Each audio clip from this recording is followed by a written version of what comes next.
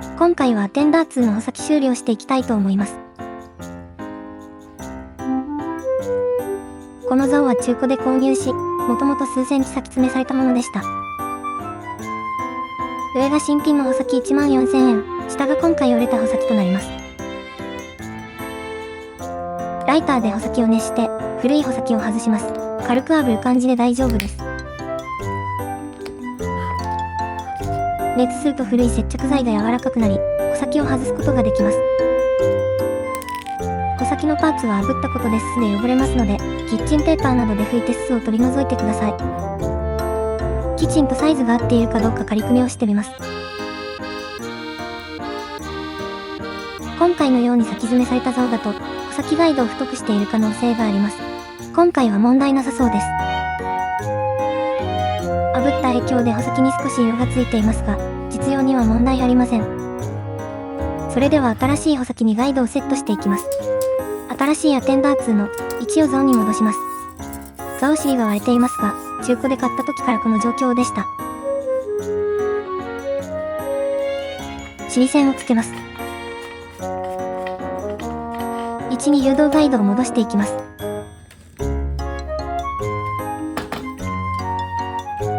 磯竿はガイドが多く、同じようなサイズで紛らわしいので、間違えないように注意してください。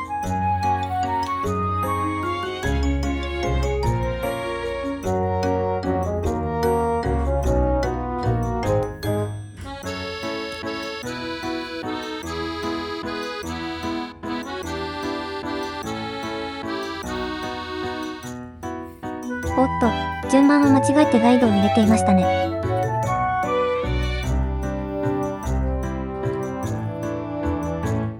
誘導ガイドを入れ終えたら、一度竿を伸ばしてみて、正しく伸びるかを確認します。ガイドの順番が逆だと、うまく伸ばすことができません。うまく伸ばすことができましたので、ガイドの順番は問題なさそうです。次に穂先のガイドを固定します。三液混合タイプのエポキシ樹脂で接着していきます。説明書に従い、三液を同量取り、混ぜていきます。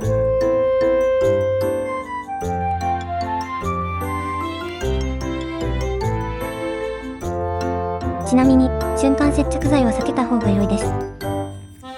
後でわかりますが、穂先の向きの微調整が必要となります。エポキシ樹脂はゆっくり固まるので、穂先の向きを調整できます。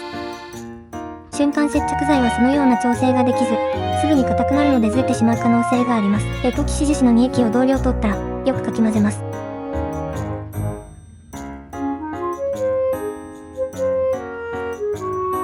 混ぜたエポキシ樹脂を穂先に塗ります。薄くまんべんなく塗ります。塗りすぎると後が大変なので、少量で大丈夫です。穂先のガイドを差し込みます。この時、ガイドマークがある竿でしたら、ガイドマークに合わせて差し込む必要がありますので要注意です。差し込んで、ガイドマークと穂先の向きが合うように微調整をします。折れないように気をつけて、最後まで穂先を押し込みます。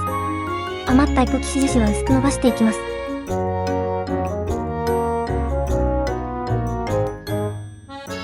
ティッシュペーパーなどで拭き取ろうとすると汚くなるので注意です。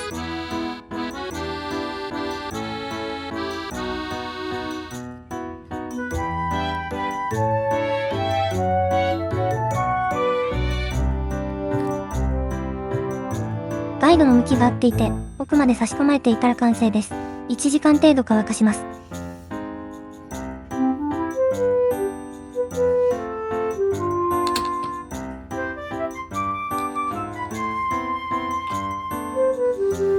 参考までにこちらは折れた方の位置です。カーボンのシートが繊維状にバラバラになっています。折れていない部分を探して、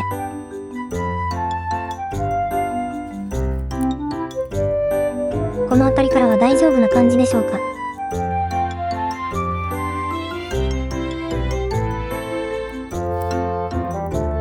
ニッパーで切って、古い方の予備の竿先として取っておきます。